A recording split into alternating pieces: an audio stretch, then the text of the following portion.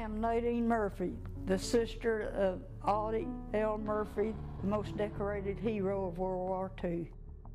In other news, Audie Murphy, the most decorated man of World War II, who went on to become a movie star, was found dead this afternoon in the wreckage of a light plane in the hills of Virginia. The plane went down on Friday afternoon near the top of a mountain. Audie Murphy died in a plane crash in 1971, but that wasn't the end of his story. If anything, it was only the beginning of the mystery. For decades, the world saw him as a war hero, a movie star, a patriotic icon, the face of valor. But behind closed doors, behind the camera flashes and parades, was a man so haunted by the past that he couldn't sleep in his own bed. A man who would lie awake at night, curled on a cot in the garage, a loaded pistol clutched under his pillow, waiting for ghosts that never stopped coming. He was terrified of silence. He gambled away millions. He kept secrets from his family, his country, and maybe even himself. This wasn't the fearless soldier you read about in textbooks. This was someone broken, scared, and searching for something he couldn't name. The real question was never how he died. It was why. Why would America's most decorated soldier, a man credited with killing over 240 enemy soldiers, live in a constant state of fear? And why, after all these years, is the truth only now beginning to surface? Audie Leon Murphy was born on June 20th, 1925, in the dusty town of Kingston, Texas. It wasn't a home as much as a battleground against poverty. The seventh of 12 children, he grew up in a shack without running water or electricity. His father, a man known more for vanishing than for working, would disappear for days, weeks, sometimes months. And when he was around, he was little, more than a shadow. At just 12 years old, Audie became the man of the house, but he was still a boy. He quit school in the 5th grade and started picking cotton for $1 a day. Today, that's barely $20. That dollar had to feed a dozen mouths. It wasn't enough. He learned to shoot not for sport, but for survival. Every shot had to count. If he missed a rabbit or a squirrel, his siblings didn't eat. He once used a slingshot to take down birds and traded them for bread. Survival became his way of life. When his mother Josie died of pneumonia in 1941, Audie was only 16. That loss shattered him. He would later say, "She took something of me with her. I've been searching for it ever since." His younger siblings were placed in an orphanage. Audie was completely alone, and the emptiness inside him hardened. War didn't scare him. Life already had when World War II broke out. Murphy was drawn to the military like a magnet to steel. But when he tried to enlist, every branch turned him down. Too short, too skinny, too young. He stood at 5'5", barely 112 pounds. The Marines laughed him out. The Navy said no. Even the Army tried to make him a cook. But Audie wasn't looking for a kitchen. He was looking for war. His sister helped forge documents to make him look older. Eventually, the Army relented. He enlisted in 1942 at just 17 years old. What followed was not just a series of battles, but a transformation. He didn't just become a soldier. He became a myth. His first kills came in Sicily. 2 Italian officers on horseback tried to escape. 2 clean shots. He was 18. Within weeks, he had malaria but kept fighting. He refused to stay in hospitals. He returned to the front line over and over. At Anzio, where thousands of Americans died, Murphy called it, a place where you felt like a fugitive from the law of averages. He didn't just fight, he hunted. When his best friend Laddie Tipton was gunned down by Germans faking a surrender, something inside Audie snapped. He charged the enemy position alone, killed 6, wounded 2, and captured the rest. "I do not stop firing while there is a quiver of life left in them," he later wrote. That wasn't just war. That was rage, grief, and something deeper. Something that couldn't be turned off. By the time he turned 20, Murphy had become a force of nature. His commanding officers said he could smell danger. His fellow soldiers feared him as much as they respected him. One called him a machine, tireless, emotionless, unstoppable. He didn't smile, he didn't relax, he didn't break. When offered a promotion, he turned it down. When given the chance to leave the battlefield, he refused.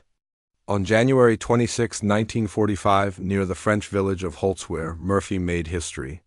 With just 18 men left from his unit facing 6 German tanks and over 200 soldiers, he climbed onto a burning tank destroyer, fired a .50 caliber machine gun for an entire hour, and single-handedly turned back the enemy. Shrapnel tore into his leg. He didn't stop. Bullets hissed past. He didn't duck. At one point, a fellow soldier thought Murphy had died, but when the smoke cleared, he was still there, covered in blood, still firing. That day earned him the Medal of Honor, the highest military decoration, but it also marked the beginning of his unraveling. When the battle ended, the war inside him didn't. The demons had found him, and they weren't leaving after the war.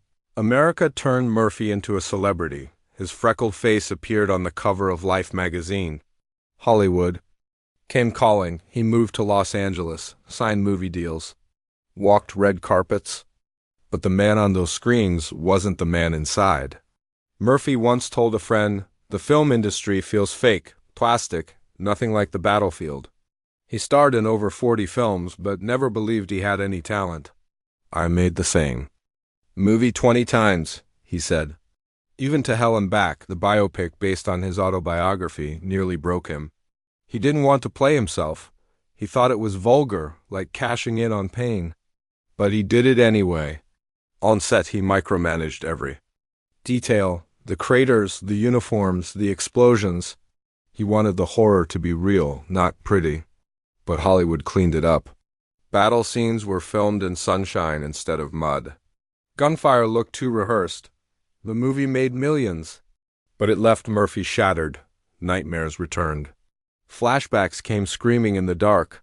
Max Hastings, the military historian, called Murphy a psychological mess of epic proportions. The war hadn't ended. It had just changed location from Europe to the space between his ears.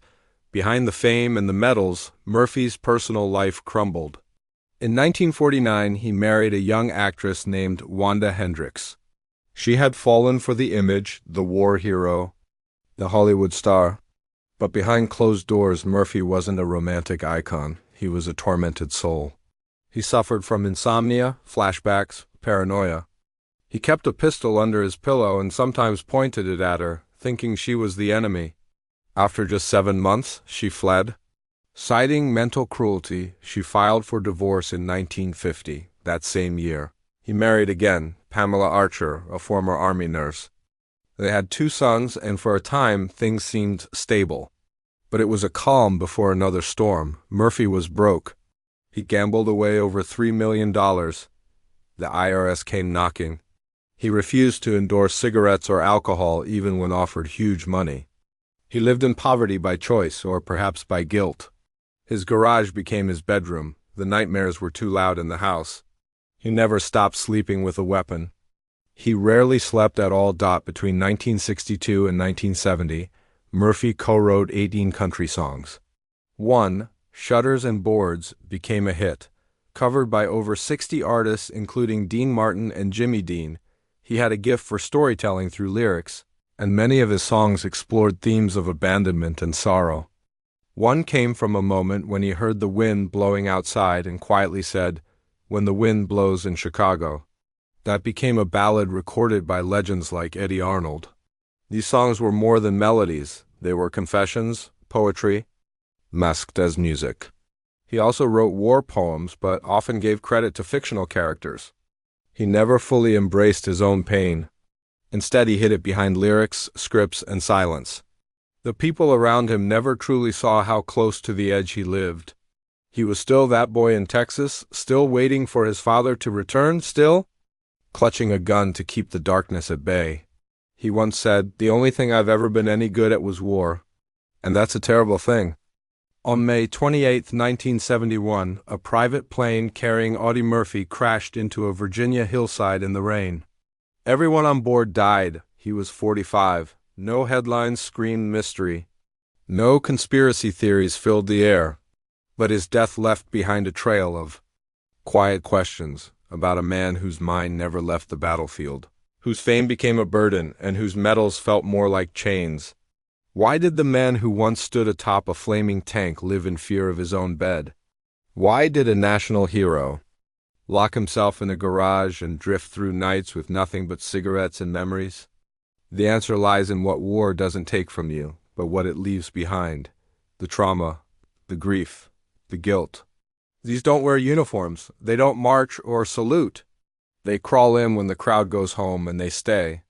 Murphy's greatest war wasn't fought in Europe. It was fought every night in silence. And that's the tragedy America never saw until now. She ruled their home not with love or warmth, but with a cold set of strict moral rules that made the walls close in tighter with every passing day. What should have been a sanctuary became a place of silence, fear, and relentless judgment. After their second son was born, she didn't offer partnership, she issued an ultimatum. Audie Murphy could stay married, but only in the eyes of the law. Emotionally, physically, spiritually, he was to be cut off. He was to pay the bills, to show up as a father on the outside, but behind that front door, he would be a ghost. And he accepted it, not for her, but for the children he tried so hard to protect. He wanted to shield them from her growing extremism. But the truth was, he could barely shield himself. The war had followed him home like a curse. His mind was no longer his own. Insomnia tortured his nights, unpredictable mood swings fractured his days, and the demons he fought overseas had simply changed shape.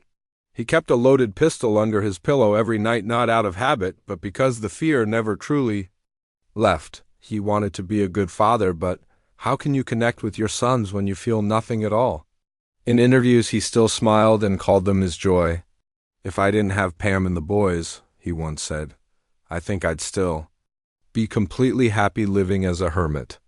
It sounded sweet, but those flickers of light never lasted. Darkness always returned. And by the late 1960s, something inside him broke for good. He planned to leave Pamela. He contacted divorce attorneys, thinking of freedom, but changed his mind at the last minute, not for her, for the kids. He stayed, not in the house where he no longer belonged, but in the garage. That garage became his refuge, his secret exile. He turned it into a makeshift living space, sleeping just a few yards away from his family, but emotionally worlds apart. The outside world never knew. "People didn't know I was living in the garage," he confessed in 1971. He tried to be near his sons, to at least be a quiet presence in their lives. But even then, he was only a ghost. Divorce attorneys were still in the picture, but time ran out before any of it became real. While his emotional world crumbled, so did his financial one. His compulsive gambling, done not for fun, but for that momentary escape, that fleeting high that reminded him of combat adrenaline, devoured his savings. He lost an estimated $3 million, which today would be over $20 million. This wasn't pocket change lost at a blackjack table. He gambled in 5- and 6-figure sums. It was the same story over and over: promise, risk, crash. He refused to endorse alcohol or cigarettes, saying he couldn't lie to the kids who looked up to him. But even as he rejected those deals, he couldn't stop the one addiction he kept hidden. Placidil, his escape from the nightmares. Just 2 years after the war, he started using sleeping pills. And by the mid-60s, he was completely dependent. He even locked himself in a hotel room for a week to go cold turkey, enduring the cold sweats, the shakes, maybe even the hallucinations, just to claw his way free. He nearly died doing it. But that's how far gone he was willing to die in isolation just for a sliver of control. Still, control never lasted. The fear returned.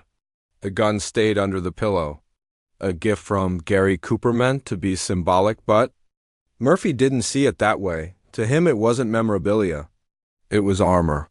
His first wife once woke up with it pointed at her face. He didn't mean to, but it happened.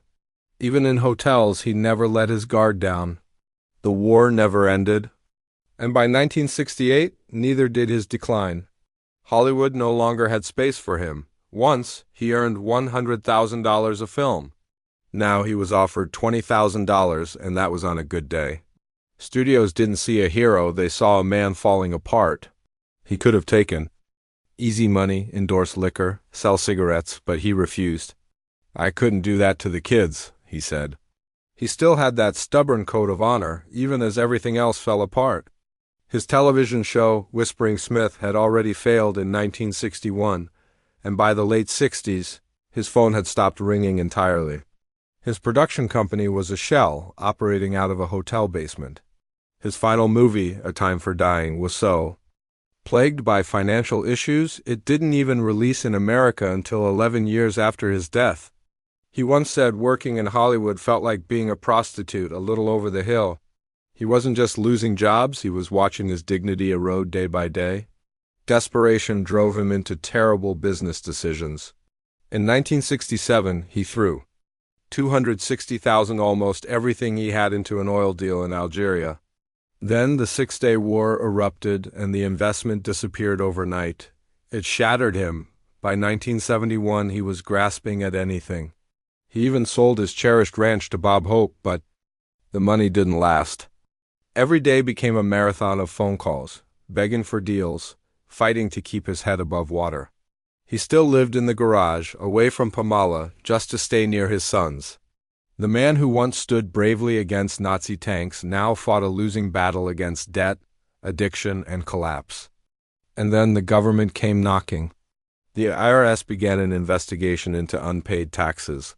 Filing for bankruptcy in 1968 forced Murphy to admit how deep the hole was. It was public. It was humiliating. The same government that gave him 28 medals now demanded back pay and penalties.